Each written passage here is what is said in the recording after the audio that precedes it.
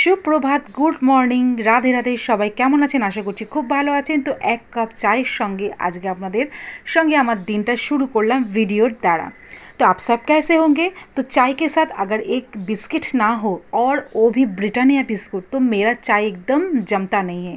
तो आप लोग कौन सी वाले बिस्कुट खाते हो चाय के साथ? सॉरी, आप लोग तो पीते हो हिंदी वाले, কিন্তু বাঙালিরা তো আমরা চা খাই সকালবেলায়, কি তাই তো? আর আমার চাটা কিন্তু চিনি ছাড়া। আর আমি সকালবেলায় यहीं पर बैठ के सुबह यहीं पर बैठ के मैं चाय पीती हूँ, क्योंकि यहाँ का जो नज़ारा है ना पास में हर माने क्या बोलते ग्रीनी ग्रीनी, मुझे बहुत अच्छा लगता है। और मेरा ये छोटा सा एक पेड़ है यहाँ पे। तो चलिए आज से मैं शुरू किया एक मॉर्निंग का वीडियो, रोज़ डालने की कोशिश करूँगी।